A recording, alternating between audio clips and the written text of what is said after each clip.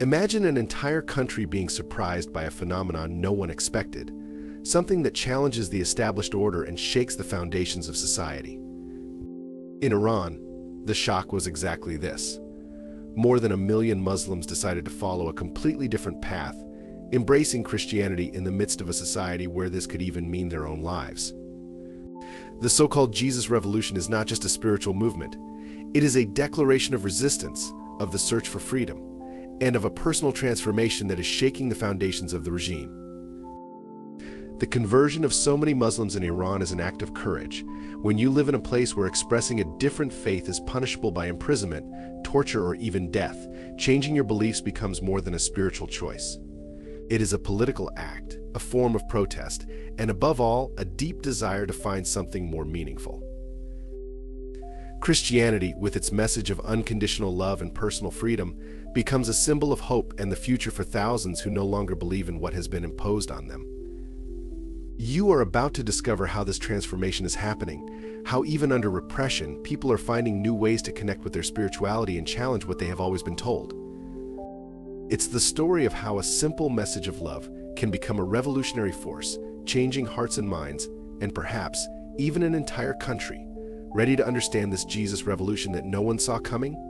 The past few years have witnessed a startling transformation in the global religious landscape.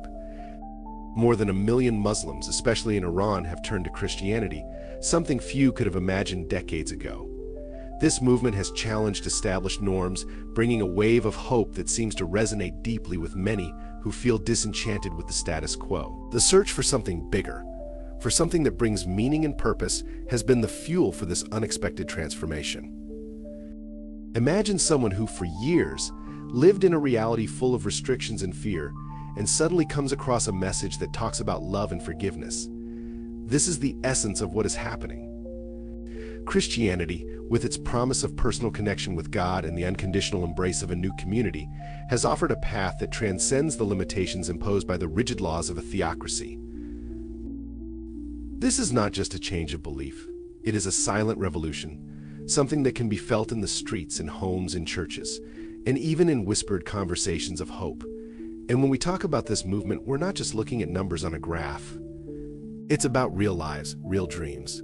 Young people who once lived in the shadow of repression are now connecting with something bigger. Something that transcends the boundaries of politics and culture.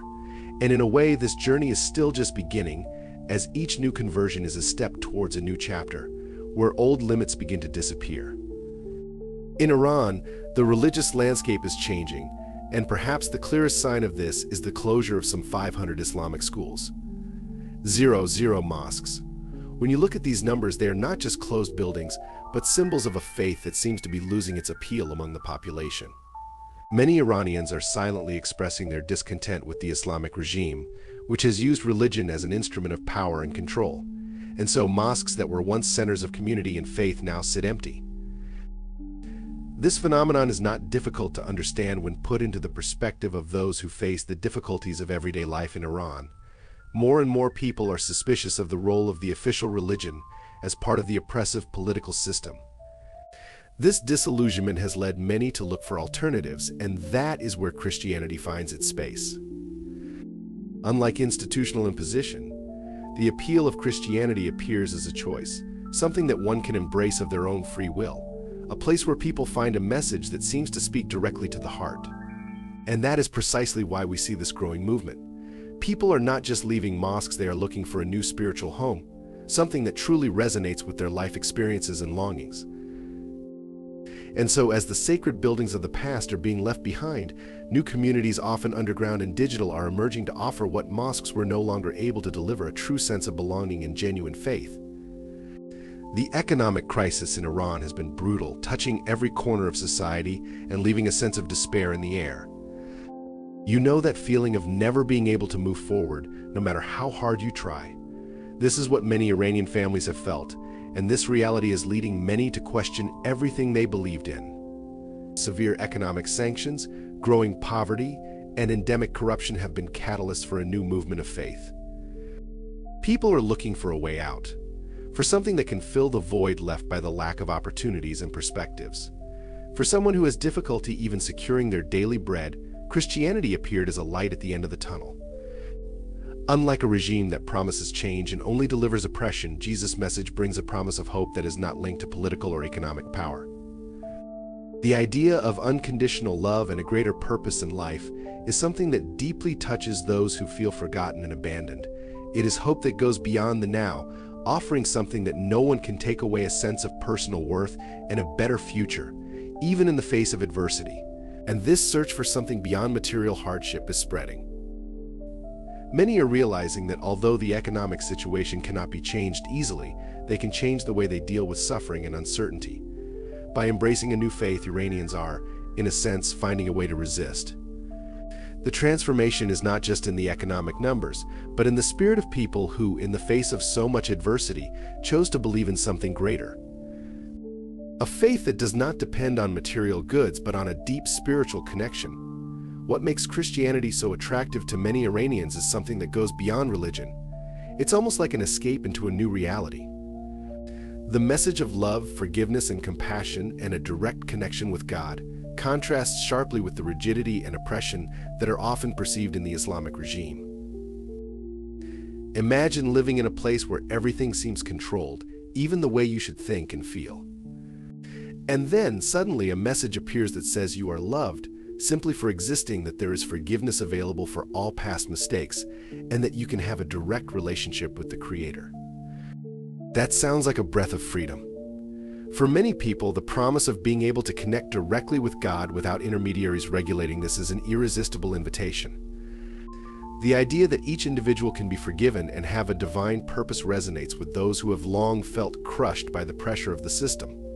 In times of hopelessness, when everyday life is full of challenges and uncertainties, the simple notion that there is a God who personally loves and cares for each of us brings immense comfort. And it is exactly this message that many have found in the words of the gospel. The appeal of Christianity thus becomes a kind of emotional and spiritual resistance. It's not just about changing religion, but about changing the way you see your own life and finding a deeper meaning. And this change is happening, one person at a time, in secret meetings, in discreet conversations, and even online. The search for something more, for a purpose that transcends everyday difficulties, is what drives many, and that is why this transformation has so much power. It's directly impacting Iranian society and beyond. In Iran, converting to Christianity is not an easy choice, and the risks are very real.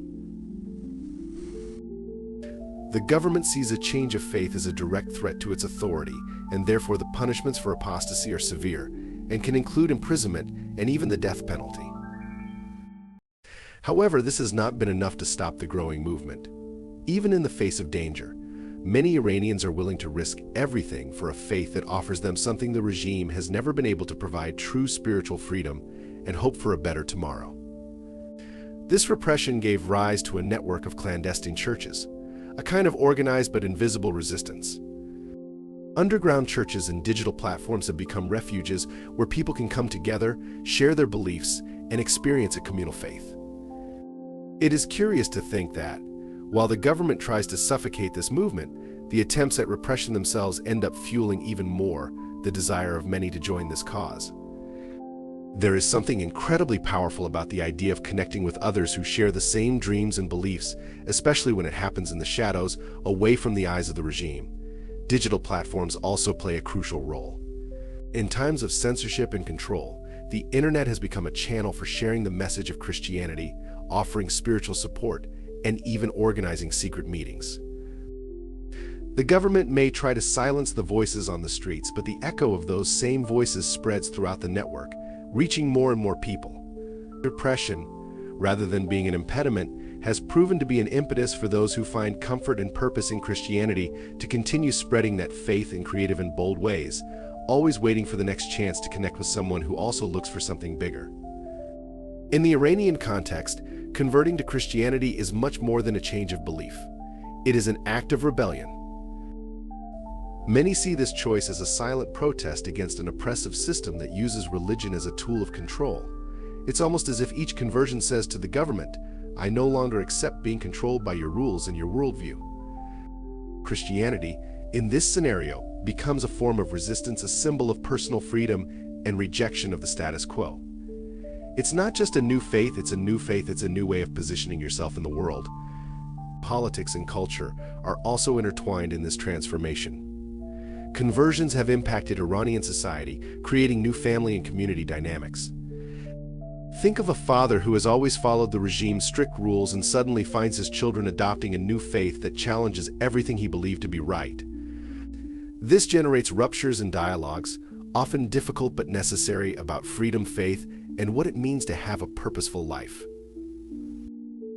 These cultural changes, although subtle, are slowly undermining the basis of state control as they promote a new way of thinking that is much more difficult to regulate or silence. And it is in this environment that faith mixes with politics and culture, creating a new type of revolution, one that is not carried out with weapons, but with ideas. This conversion to Christianity becomes a starting point for many social changes, a way of seeking a fuller life, free from the constraints imposed by oppressive politics. What we see is that while the government tries to maintain control, people are looking for ways to break free. This cultural transformation could just be the beginning of something much bigger, something that is still taking shape, almost like a spark about to explode, set on fire. One of the most intriguing aspects of this wave of conversions in Iran is the role that dreams and visions have played. Many people report intense experiences in which they see Jesus in dreams, a figure who appears full of light and peace, offering a message of love and hope. Imagine the power of something like this, being in a moment of despair or doubt and suddenly having a vision so powerful that it moves you to change your entire life.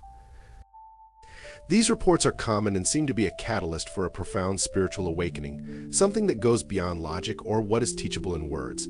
It is as if, in the midst of oppression, there was a divine intervention speaking directly to people's hearts. For many, these dreams are a confirmation that the Christian path is the right one, a kind of personal invitation from Jesus.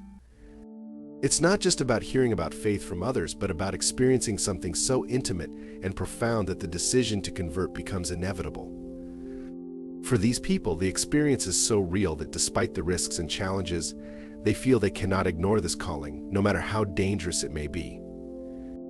And these stories spread from person to person, creating a network of living testimonies that continue to grow. The impact of these visions goes beyond the individuals who hold them. They share these experiences in secret meetings, nurturing the faith and courage of others. Each vision is like a seed planted in fertile ground, ready to blossom and bring new hope to those who often felt trapped in a rigid system with no way out. There is something almost magical and inevitable about how these experiences are transforming lives and planting the possibility of a new reality. So after learning about this journey of transformation in Iran, the only thing left to ask is, how can you transform your life?